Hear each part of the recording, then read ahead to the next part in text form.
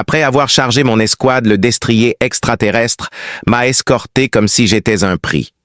Entrez directement dans un univers de science-fiction fantastique.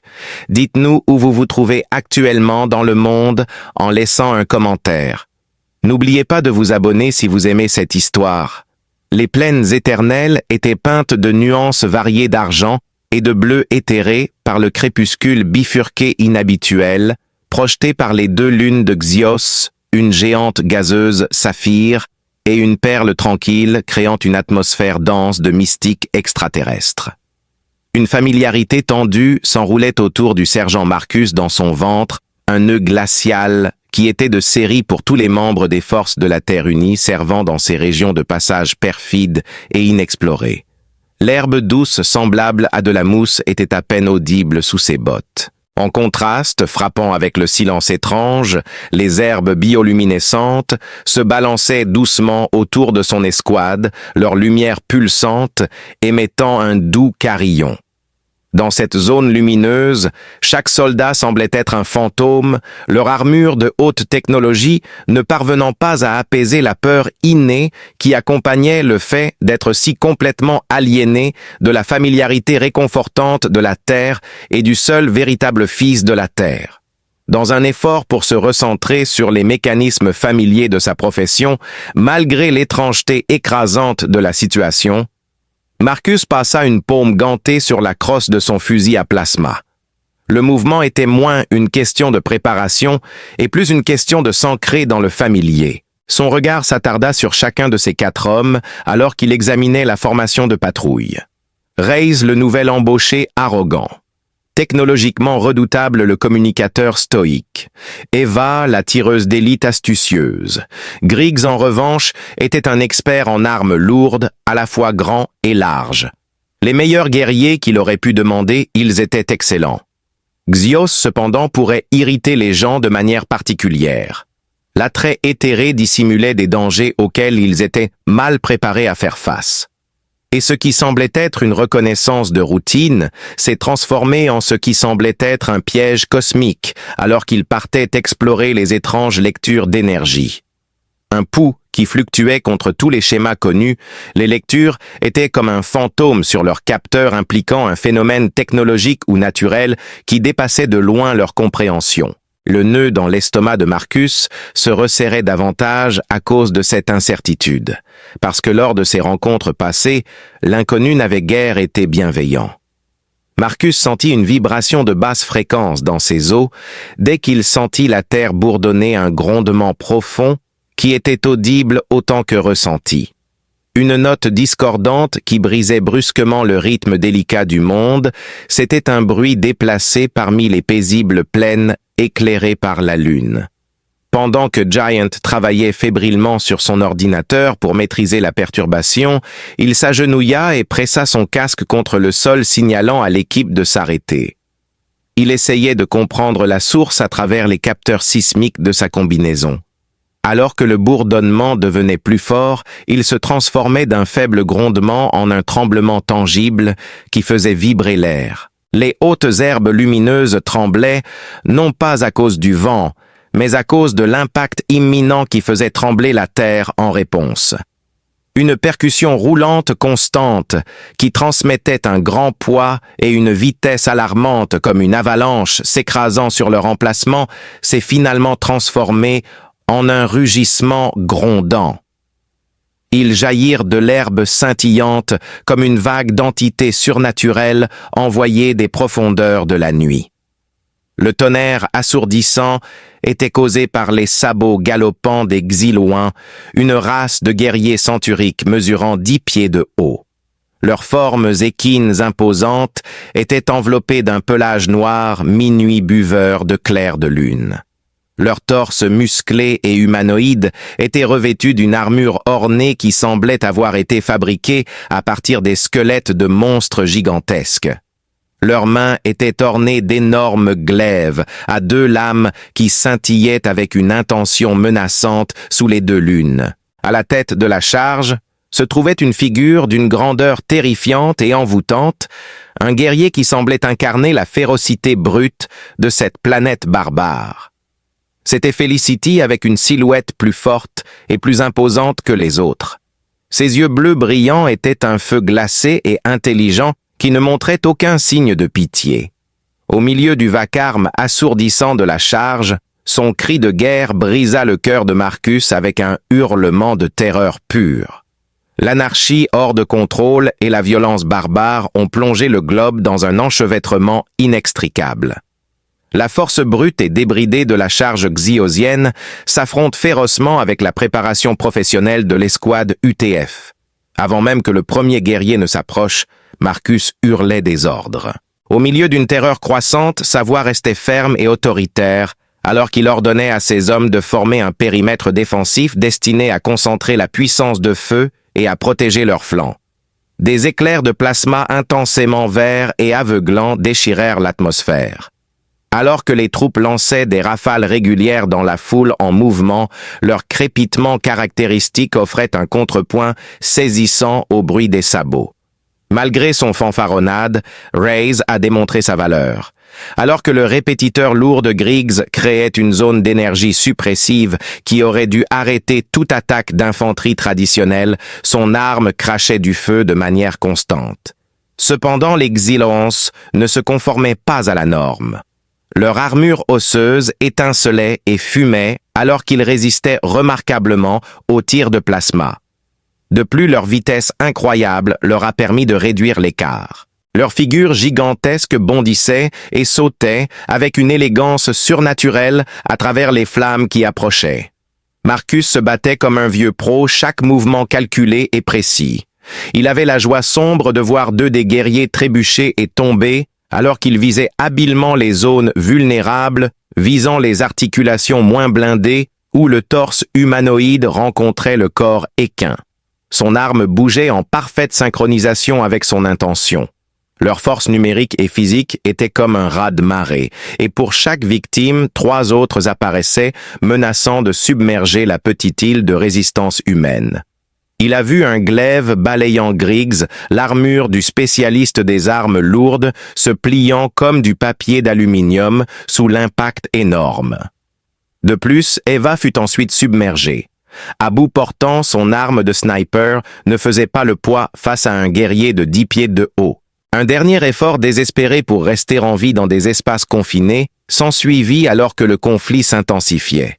Les décharges de plasma ont créé un nuage d'ozone et l'arôme musqué des combattants s'y est ajouté. Une valse féroce entre la puissance physique brute et la sophistication technologique dans laquelle cette dernière était rapidement dépassée.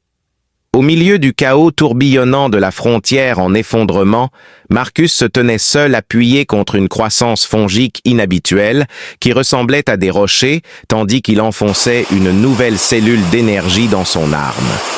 Alors que ses pensées s'emballaient avec l'effondrement catastrophique de leur défense, ses mouvements étaient économes et le fruit de nombreuses années d'expertise. Son attention était fixée sur le chef de charge majestueux et effrayant depuis le début, et il leva son épée à temps pour le rencontrer.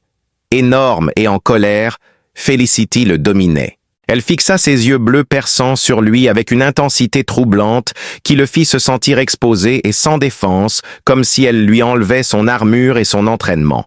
Le chargeur frais fut épuisé en une longue rafale alors qu'il déchaînait un barrage de boulons de plasma vert qui explosait sans danger sur sa plaque de poitrine élaborée avant de s'estomper contre la substance extraterrestre de son armure. Elle restait complètement impassible. Elle balança son glaive si rapidement qu'il ne put pas suivre, et il entra en contact avec son fusil, l'envoyant voler de sa main avec une force suffisante pour presque lui disloquer l'épaule. Son dernier choix fut de dégainer son arme de poing, mais son énorme main griffue jaillit et se referma sur son poignet, sa prise semblable à une presse hydraulique. Alors que le pistolet tombait impuissant sur le sol, il pouvait sentir les os de son avant-bras gémir de douleur. En préparation pour le dernier coup pour le regard fatal ou la pression ultime de son emprise, il se prépara. Mais cela ne se matérialisa jamais. Au lieu de cela, elle s'arrêta la tête légèrement inclinée, tandis que ses yeux lumineux le balayaient de la tête aux pieds, remplaçant temporairement le besoin primal de combat en eux.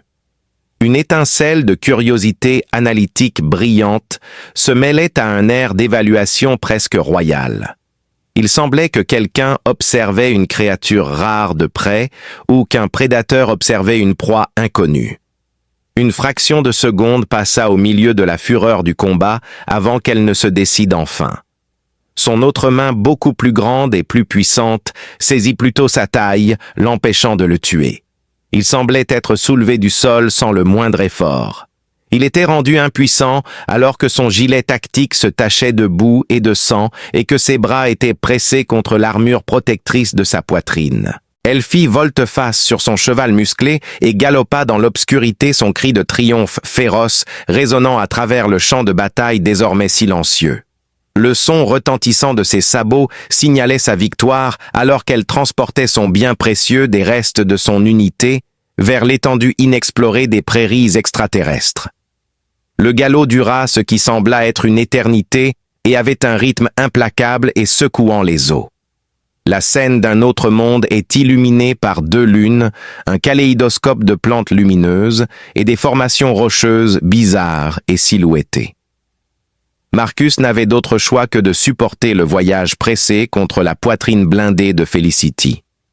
Il était consumé par un labyrinthe de désespoir de chagrin et par une volonté de survie glaciale et tranchante comme un rasoir. L'arôme froid et entêtant des fleurs nocturnes et de la terre mouillée était porté par le vent qui passait en trombe. Sous lui, il pouvait sentir la force immense qui le tenait captif, alors qu'il ressentait le mouvement puissant de son corps équin. Finalement, ils ont ralenti pour atteindre un endroit qui résistait à toute caractérisation facile. Un camp massif qui servait à la fois de cabane et de métropole d'ingénierie insondable. Des bassins de lumière qui serpentèrent sur le sol comme des racines lumineuses, reliaient des constructions massives en forme de yourte, leurs peaux entrelacées de senus illuminants. Tout le camp grouillait de vie, puisqu'il était niché à l'intérieur du bassin d'un large cratère protégé des vents de la plaine ouverte. Alors qu'il se frayait un chemin avec détermination parmi les tentes, les xyloins de différentes tailles projetaient de longues ombres dans le clair de lune et la lumière des conduits, leurs formes imposantes, attirant l'attention. Sans fanfare, Marcus fut propulsé au cœur de l'événement principal. Felicity avait déjà fabriqué un gadget qui, d'un poteau enfoncé dans le sol à une manchette fixée autour de sa cheville, projetait un champ d'énergie bleu scintillant de sorte qu'il ne pouvait même pas essayer de se repérer. Il n'était ni emprisonné ni enterré, mais plutôt exposé comme un mémorial vivant de son triomphe. Tout le camp était captivé par lui car il était devenu un spectacle à voir en un instant. Leurs yeux brillants trahissaient un mélange d'intérêt sincère, de profonde méfiance, et pour quelques-uns des plus jeunes membres parmi eux, une pointe d'émerveillement, alors que les guerriers, les artisans et les anciens s'arrêtaient pour regarder. Il se redressa et croisa leurs regards, restant calme et posé tout au long de l'échange. Dans le paysage en constante évolution de son nouvel environnement, sa formation à l'UTF servait de base solide. Les forces terroristes unies l'ont identifié comme le sergent Marcus. De plus, il ne montrerait aucun signe de timidité ou de peur, même en captivité. Oui, il était un trophée, mais un trophée têtu. Dans cet univers étrange et limité, son ravisseur était toujours là l'attendant. Comme il l'aurait anticipé de la part d'un monstre qui avait si impitoyablement anéanti son escouade, Felicity s'abstint de jubiler ou de le tourmenter. Au lieu de cela, elle l'observait comme un scientifique observerait un nouveau spécimen, objectivement et impassiblement. Pendant ce qui semblait être des heures, elle se matérialisait à la périphérie de son cercle enchaîné, observant silencieusement chacune de ses actions avec ses yeux bleus perçants. Elle lui donnait de la nourriture, et ce n'étaient pas les ordures qu'il s'attendait à recevoir en tant que prisonnier. Au lieu de cela, c'étaient des fruits extraterrestres étranges et savoureux avec une peau dure et des morceaux de chair rôtis étonnamment délicieux. Mais même ces actes désintéressés semblaient de faire partie de quelque chose de plus grand. Elle testait ses capacités à résoudre des problèmes en lui lançant une corde compliquée à nouer ou en plaçant la gourde juste hors de sa portée. Son jeu était joué par Marcus, qui gardait la tête active en essayant de comprendre ce qu'elle essayait de dire. Il résolvait ces petites énigmes avec une efficacité mesurée, refusant de s'agiter. Il hocha la tête, stoïquement, ne montrant ni gratitude ni animosité, en acceptant la nourriture et la boisson. Elle était une guerrière terrifiante, mais il pouvait voir que sous sa férocité se cachait une intelligence brillante et que ses motivations étaient plus complexes que la simple vengeance. Il commença à prendre des notes sur elle, notant ses expressions faciales, comme l'agacement qu'elle montrait lorsqu'il résolvait un problème trop rapidement, ou le subtil, presque imperceptible adoucissement de son regard lorsqu'il la surprenait avec un talent. Au milieu de l'étrange lutte silencieuse qui se déroulait dans le camp xyloin, il n'était pas seulement son otage, mais aussi l'observait captant ses indices subtils et essayant de découvrir un moyen de prendre l'avantage. Derrière les lignes ennemies, il était un soldat dont la seule arme était l'information. Après quelques cycles de son confinement particulier, quelque chose a changé, non pas à cause d'un acte monumental, mais à cause d'une brève rencontre inattendue qui a résonné avec un sentiment profond de communauté. Le torse humanoïde du jeune Zosien était légèrement plus grand que la moyenne, que celui de Marcus a commencé à traîner à la limite de son alimentation électrique. Il montrait plus d'audace et de curiosité que les adultes, avec de grands yeux brillants remplis d'émerveillement plutôt que le scepticisme glacial qu'il percevait dans les leurs. Afin d'empêcher ses muscles de s'atrophier, le garçon a commencé un jeu dans lequel il imitait ses mouvements pendant qu'il s'étirait et faisait de l'exercice.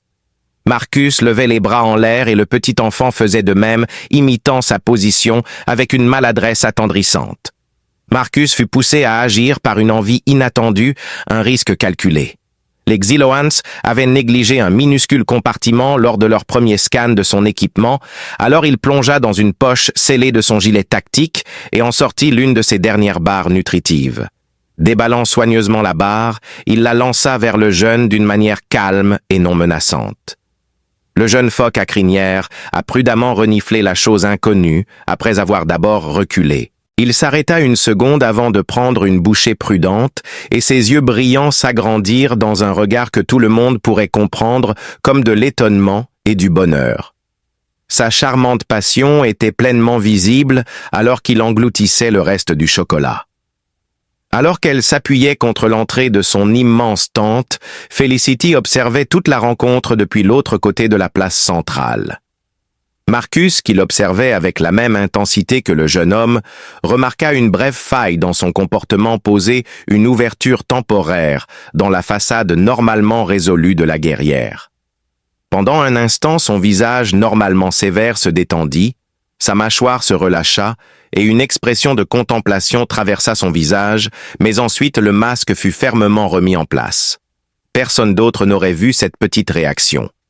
Mais ce fut un tournant majeur dans la vie de Marcus. C'était le premier signe que son ravisseur pouvait le voir comme plus qu'un symbole de victoire ou un animal potentiellement dangereux. Grâce à sa formation technique et à la perspective unique offerte par l'écart dans leur barrière, Marcus était capable de relever des détails qui, dans sa hâte de rester en vie et de s'échapper, lui avaient échappé. De temps en temps, il voyait que les conduits de lumière qui illuminaient le camp s'estompaient et vacillaient. Leur rythme régulier qui pouvait parfois vaciller comme un battement de cœur défaillant. Les mouvements frénétiques des artistes et leurs cris rauques et gutturaux révélaient leur insatisfaction alors qu'ils luttaient avec des machines de fabrication qui crachaient et s'éteignaient. Pendant que le reste du camp dînait ensemble, il observait l'énorme purificateur d'eau au milieu de la place, grincer inefficacement, produisant de l'eau visiblement plus trouble qu'à son arrivée. Il n'y avait plus que ces occurrences. Ils indiquaient un problème plus vaste, un déclin technique qui infectait tout le camp. Le but initial de la mission de son escouade à Xios lui revint à l'esprit en un instant. Nous avions les étranges lectures d'énergie le spectre sur les capteurs et l'impulsion pulsante qui allait à l'encontre de tout bon sens. Il avait réalisé que ce n'était ni une arme, ni un phénomène naturel. C'était du gâchis. La puissance du monde était aspirée par quelque chose.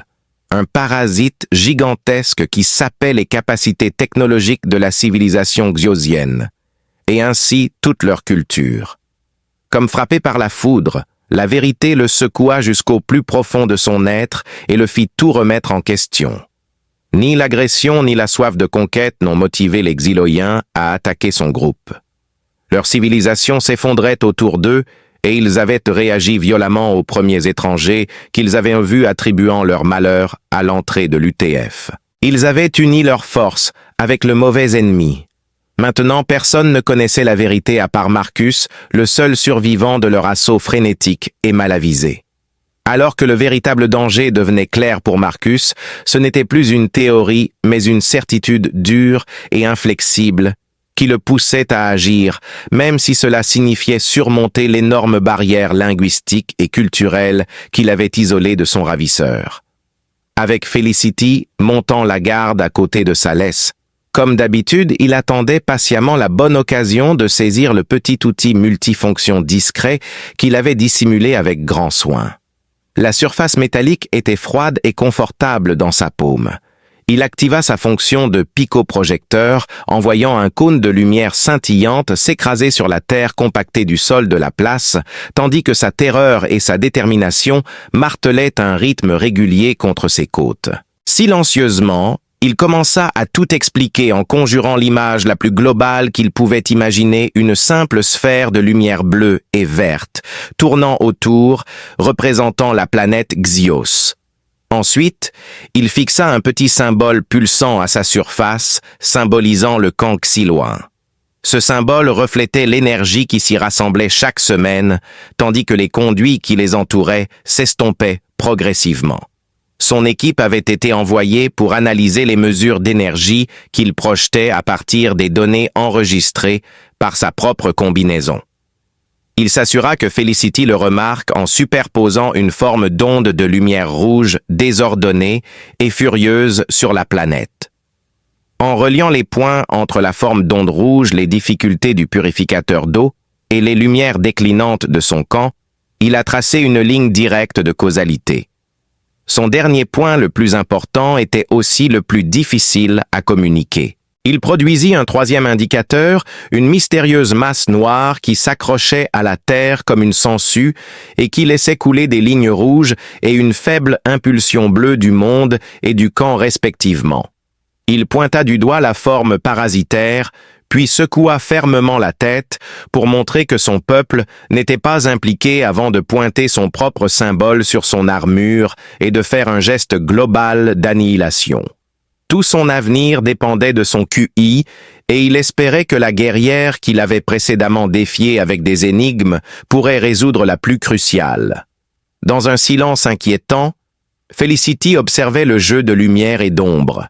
Alors que son otage débitait un flot compliqué de faits, ses yeux bleus intensément concentrés se rétrécissaient encore davantage. Les mystiques de son peuple avaient perçu le signal rouge furieux des humains nouvellement arrivés comme une aura agressive, et elles le voyaient dans l'image de son monde, l'énergie décroissante de sa maison.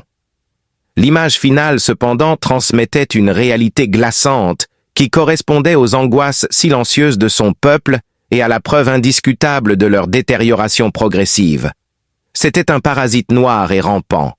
Malgré leur barrière linguistique, elle pouvait voir l'ardeur frénétique de Marcus alors qu'il pointait le parasite, puis lui-même la tête tremblante. C'est à ce moment précis qu'elle réalisa l'énormité de leur erreur. Ils s'étaient concentrés sur un adversaire apparent alors que le véritable ennemi se nourrissait d'eux en silence, les amenant à gaspiller leurs efforts sur un symptôme plutôt que sur la maladie elle-même. Le destin de toute sa tribu reposait sur ses épaules alors qu'elle faisait face à un choix majeur. Ce serait aller à l'encontre de générations de coutumes et des conseils de ses aînés que de placer sa foi en cet extraterrestre. Pourtant, elle ne pouvait s'empêcher de remettre en question sa réputation de méchant après avoir été témoin de la maîtrise de soi de l'humain, de son absence d'animosité et de sa générosité surprenante envers les enfants. Avec un souffle qui semblait invoquer tout son courage, elle prit sa décision. Le champ bleu s'effondra avec un sifflement silencieux alors qu'elle avançait et terminait la liaison énergétique d'un mouvement ferme. Marcus fut surpris par cette indépendance inattendue, mais il resta ferme alors qu'elle lui faisait signe de la suivre son visage, trahissant sa détermination. Elle l'escorta loin de la place principale et vers la plus grande tente où se réunissait le conseil des anciens des tribus Starkhazer. Ses pas fermes indiquaient la gravité et l'importance de la situation. Un adversaire qui pourrait maintenant être leur dernier espoir mettait en lumière une histoire silencieuse, et elle y jouait sa réputation, son leadership et sa vie. Dès qu'ils ont mis les pieds dans la salle du conseil, l'animosité et la méfiance ont surgi. À la vue de l'humain délié, les anciens rassemblés des Xyloans imposants et âgés, leurs armures osseuses jaunies par le temps, se levèrent avec des grognements gutturaux. Felicity parla d'un ton autoritaire, en les informant de ses découvertes révélant un adversaire dissimulé et une erreur de jugement catastrophique. Marcus, en revanche, se tenait silencieusement et visiblement derrière elle, voyant la conflagration politique qu'il avait déclenchée. Leur jargon grondant et compliqué lui était incompréhensible, mais il pouvait discerner leur incrédulité, leur rage et leur terreur. Alors que la dispute animée était sur le point d'atteindre son apogée, une sirène perçante retentit à travers le camp. Un bruit inhabituel qui n'a aucun rapport avec leurs signaux habituels. Une baleine terrifiante, sa voix perce en l'air. La tente du conseil a été prise d'assaut par des guerriers. Criant des détails sur un nouveau type d'assaillant, leur comportement normalement composé s'effondra. Des êtres mécanisés illuminés par des faisceaux de lumière glaciale qui avaient surpris un groupe de chasseurs au bord du cratère. Cela semblait être une affirmation calculée de l'avertissement de Marcus en raison de la précision brutale du timing. Au milieu du chaos du conseil, Felicity saisit l'opportunité, sa voix s'élevant au-dessus du tumulte, pour proclamer que le véritable adversaire a émergé. Leur cessez-le-feu délicat et tacite allait être mis à l'épreuve pour la première fois. Marcus sprintait après les soldats xyloans alors qu'il se précipitait pour affronter le danger inattendu. Il planifiait déjà sa stratégie de bataille plutôt que de diplomatie. Un massacre systématique se déroulait le long du bord du cratère. Une patrouille de drones en métal sombre et brillant qui ressemblaient à des insectes a attaqué avec une efficacité coordonnée effroyable.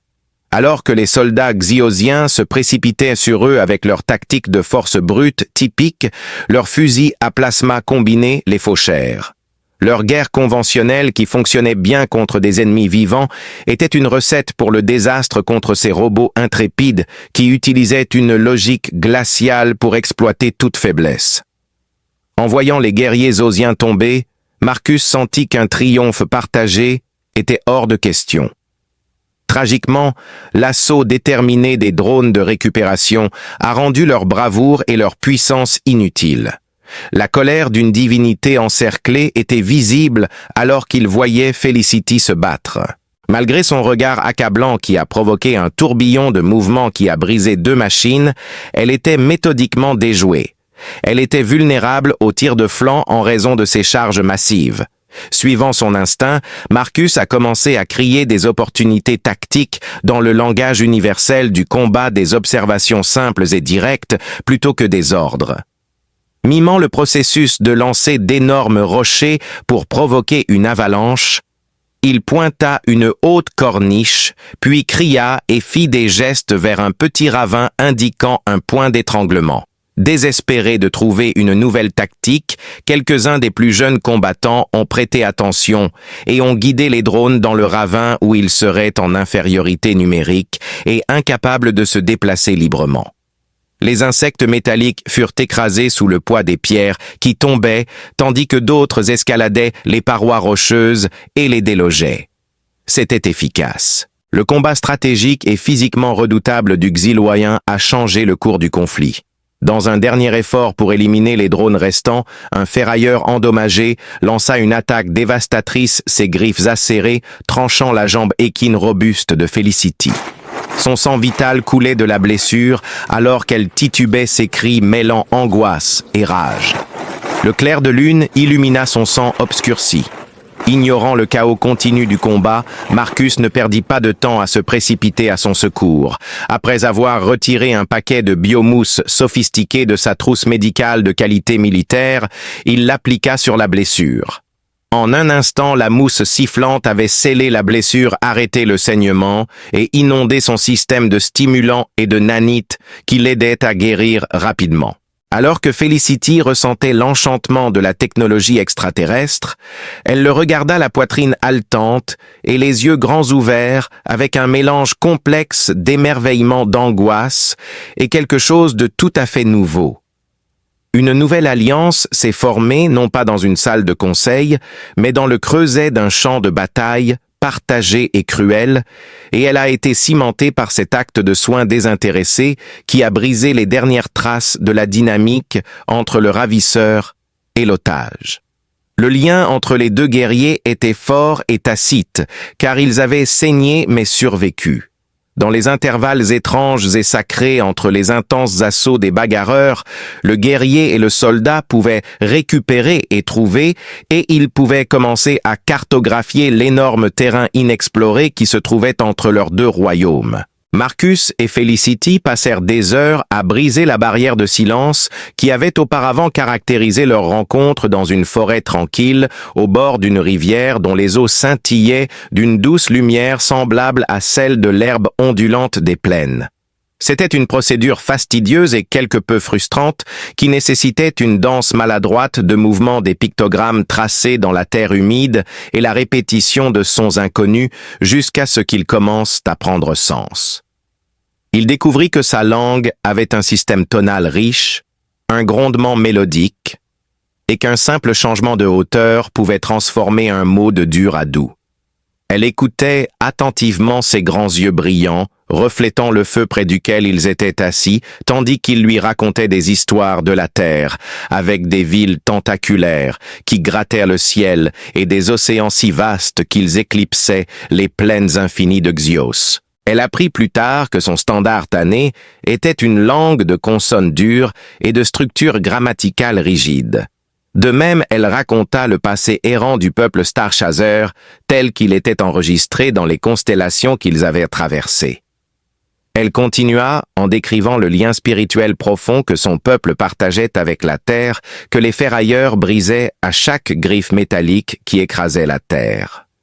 Elle n'avait jamais désiré le lourd fardeau du leadership, mais elle le portait maintenant avec une forte détermination. Il apprit ses préoccupations non pas pour elle-même, mais pour l'héritage de ses ancêtres et l'avenir des jeunes qui maintenant la regardaient avec une combinaison d'émerveillement et d'espoir. La vaste différence de taille entre eux, qui était autrefois un signe de son esclavage, est progressivement devenue un objet de subtil amusement silencieux, servant de symbole visible continu de l'improbabilité de leur partenariat. Elle pliait soigneusement son énorme masse pour entrer dans son petit abri fait maison, et de temps en temps elle gloussait doucement alors qu'il devait grimper sur un rocher pour être à sa hauteur. Il observait cela avec amusement. En plus d'être humains et zosiens pendant ces périodes paisibles, ils étaient également sans armure et faisaient face au danger imminent de la mort. Deux créatures de différents côtés de la galaxie, Marcus et Felicity, ont découvert une connexion inattendue et profonde dans leur lutte pour l'existence. Un son à la fois familier et complètement étranger à cet univers brisa le délicat fragment de leur compréhension en développement. Le hurlement des propulseurs atmosphériques commença à un volume élevé. Marcus leva les yeux et aperçut un vaisseau de transport UTF alors que l'obscurité descendait sur le camp. Contre les doux pastels du ciel de Xios, sa coque gris-acier descend agressivement une forme dure et brutaliste. Un flot écrasant de sentiments mêlés soulagement, excitation et une peur accablante l'arrêta net. Son peuple avait été entraîné dans une situation incompréhensible par sa balise de localisation, une bouée de sauvetage silencieuse qu'il n'avait jamais eu l'intention de voir répondre. Avec leurs fusils à plasma prêts, une escouade de guerriers entièrement équipés a surgi alors que la rampe du vaisseau s'écrasait, leur mouvement étant une réplique précise de celui qui l'avait perdu. Avec leur entraînement et leur méfiance, ils ont immédiatement établi un mur d'animosité en formant un périmètre. Leur chef, une dame imposante avec une expression sévère et des chaînes de capitaine brillantes sur son col, s'avança avec une aura de domination totale. Alors qu'elle fixait son regard sur Marcus, elle jeta un coup d'œil à Felicity et aux autres combattants xyloans qui s'étaient rassemblés chacun avec son arme prête. Il n'y avait pas de méprise possible pour les troupes de l'UTF. Les extraterrestres qui avaient tué son camarade sergent et ses coéquipiers se tenaient parmi eux armés et menaçants. Froide et concise, la voix du commandant manquait de chaleur et de réconfort lorsqu'elle était amplifiée par son casque. Sous mes ordres, sergent Marcus, vous devez retourner au périmètre sans délai. Nous sommes ici pour vous aider de toutes les manières possibles. Le mot sauvetage restait sur la langue. La réalité sur le terrain est grossièrement mal comprise. Une seule phrase qui pourrait déclencher un nouveau conflit inutile et détruire tout ce que lui et Felicity avaient travaillé si dur à créer. Marcus se retrouva à la croisée des chemins déchirés entre deux allégeances qui le tiraient également dans des directions opposées. À une extrémité du spectre se trouvait son peuple, son uniforme, autrefois fier, et la perspective de reprendre sa vie telle qu'il la connaissait. Il trouva de nouveaux amis parmi les personnes luttant pour leur survie, et il fut inspiré par le guerrier qui lui avait sauvé la vie et démontré une force de caractère qui dépassait la simple prouesse physique. Xyloans abandonnerait Felicity et serait condamné à perdre le combat contre les Scrappers s'ils obéissaient aux instructions du commandant. Il pourrait être qualifié de traître s'il désobéissait et commettait un acte d'insubordination. Tout en levant les mains en signe de paix, il s'avança dans le dangereux No Man's Land entre les deux factions armées plutôt que vers le périmètre de l'UTF. Sa voix restait ferme lorsqu'il ordonna « Capitaine, faites reculer vos hommes ». Ses émotions étaient clairement visibles. Son visage était dissimulé par la visière polarisée de son casque, mais l'étonnement de la commandante était évident alors qu'elle raidissait son visage. « Vous ne comprenez pas la situation. Ces gens ne sont pas hostiles. Nous avons un ennemi commun. Sergent, il est de mon devoir de sauver un atout de l'UTF qui a été compromis. Votre équipe a été décimée par des hostiles correspondant à leur description comme j'en ai la preuve. Retirez-vous maintenant. Waouh, c'est tout un ordre. La structure inflexible de l'étiquette militaire masquait ses tentatives de les informer des ferrailleurs et de la ponction d'énergie parasitaire. Les troupes gardèrent leurs doigts sur la gâchette parce que tout ce qu'ils voyaient était un commandant supérieur qui pourrait souffrir de traumatisme psychologique ou de syndrome de Stockholm. Les tensions étaient vives et l'impasse semblait pouvoir se rompre à tout moment. Alors que deux civilisations fières et agressives vacillaient au bord d'une confrontation déclenchée par une erreur horrible, l'atmosphère était lourde de la menace de bains de sang. Une forme distincte de trahison se développait au sein du camp xyloan, non détectée par les humains et perdue au milieu du conflit intense. Une plante toxique qui prospère dans l'obscurité de l'appréhension et de la coutume. Cale, qui avait été parmi les anciens qui s'étaient le plus exprimés contre l'arrivée de Marcus, savourait amèrement le spectacle de l'impasse. Ses pires craintes se réalisèrent avec l'arrivée du deuxième vaisseau de métal céleste. Il avait toujours pensé que l'humain était un fléau pour leur tribu, un messager de malheur.